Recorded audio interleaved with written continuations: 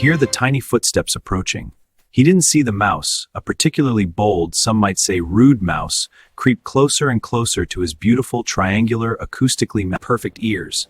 The mouse, operating on whatever chaotic impulses drive mice to make terrible decisions, looked at those ears and thought, those look delicious. Reader, they were not delicious. They were made of synthetic materials and advanced robotics. But the mouse didn't know that. The mouse was an agent of the chaos, a furry instrument of fate, a tiny sculptor about to create the most dramatic makeover in robot history. Nibble, nibble, chop. Yellow Doraemon's eyes shot open. His systems registered damage. His audio receptors were sending error messages. And his ears. Yellow Doraemon was not a normal scream. It was a scream that transcended dimensions. It was a scream that echoed through the time stream and confused the historians for centuries. It was a scream that Nobita, in the year 2024, would occasionally hear in his nightmares without understanding why. Sawashi burst into the room to find Yellow Doraemon running in circles, his stubby hands pressed against the sides of his head where his ears used to be. My ears! My beautiful ears! The mice have won! The uprising has begun! Alert the authorities! Burn everything! Save the dorayaki! Okay, calm down. We can fix this. I'll call a repair service. They can give you new ears. New ears? I don't want new ears. I want my old ears. They were custom! They were one of a kind! They knew all my secrets! Ears don't know secrets, they knew! The repair service arrived the next morning. A cheerful robot technician named Murphy, whose optimism was so aggressive it bordered on a personality disorder. Well, examining Doraemon's ear situation with a magnifying glass. Looks like we've got a classic case of rodent-related auricular removal. Very common, very fixable, nothing to worry about. Stopped crying long enough to feel a spark of hope. Really? You can restore my ears to their former glory? Absolutely! We'll have you looking brand new in no time. Although, Why did you say Him is a bad sound nobody ever! Said before delivering good news. It's just that we're currently experiencing a shortage of yellow ear components. Something about a factory mix-up. Apparently, someone ordered 10,000 yellow triangular ears and someone else thought they said yellow triangular cheese and, well, long story short. There are a lot of mice eating very expensive robotic components right now. This is a conspiracy! It's more of an administrative error, but sure. Let's go with conspiracy! Murphy shrugged. The good news is, we can still repair your hearing mechanisms. You just won't have the external ear components. You'll be earless. The word hung in the air like a funeral bell. Earless. Earless. Yellow Doraemon's world collapsed around him. His identity crumbled. His self-esteem, already shaky from the fork incident, disintegrated entirely. I'm going to be a freak, he whispered. An earless freak. Everyone will stare. Everyone will laugh. The other robot cats will call me names. Chad will be insufferable. Hey, look on the bright side, Murphy said, clearly misreading the You'll be more aerodynamic, better for time travel, less likely to get caught on things. I wanted to get caught.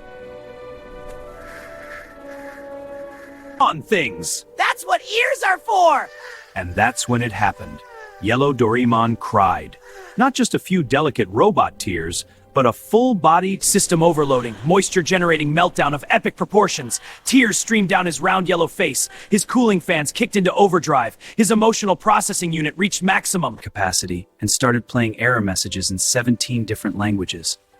The tears came and came and came, flowing down his body, pooling around his feet, practically flooding the room with the physical manifestation of his grief. Murphy, watching this with growing concern, began to notice something strange. Hey, stop this water now! I can't stop it! Paint's supposed to be doing that?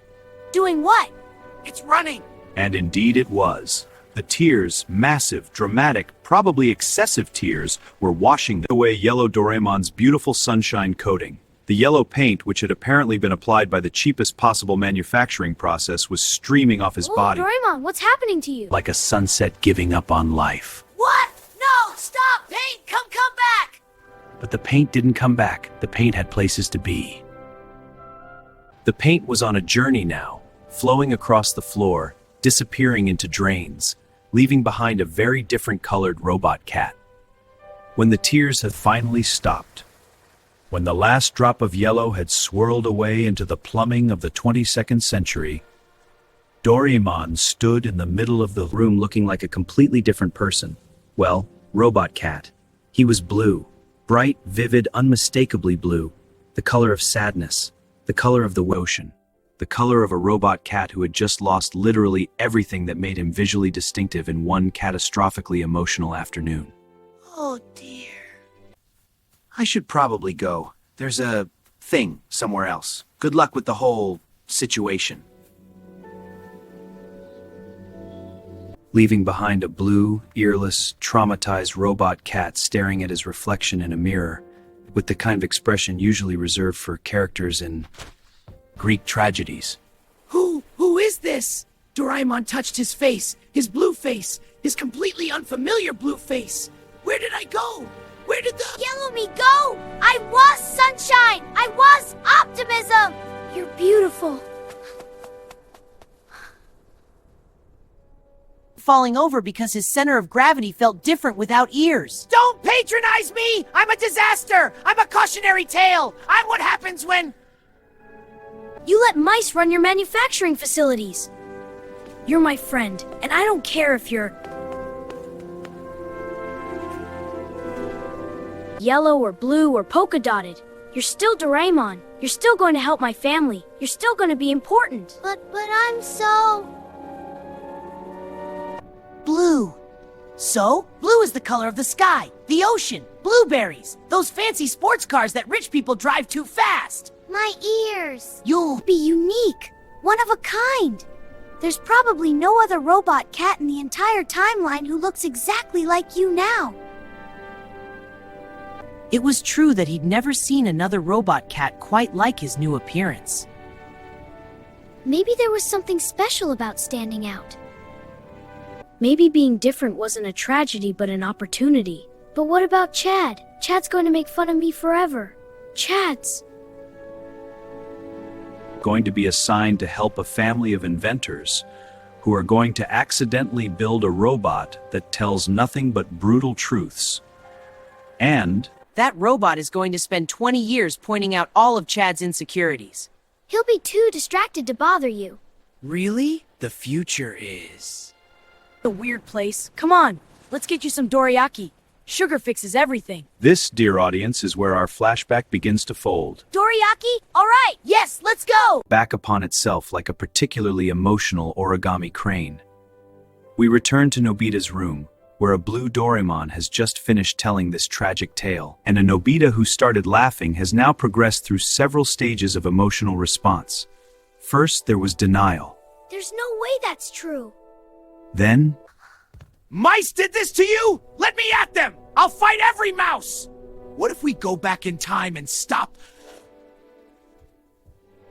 the mouse? Would that fix your ears? Then depression. Oh God, your beautiful ears. I never got to see your ears. I'll never know what that ear Doraemon sounds like. And finally, acceptance. Okay, you're blue now. You've been blue my whole life. I can work with this. A fresh tear, which Nobita noticed with alarm. Wait, stop crying! Your paint! It's fine. They refinished me with waterproof coating after the... The blue is permanent now. I'm stuck like this forever. Good! Great! Because honestly, I can't imagine you any other way. Nobita put a... The blue suits you. It's calm.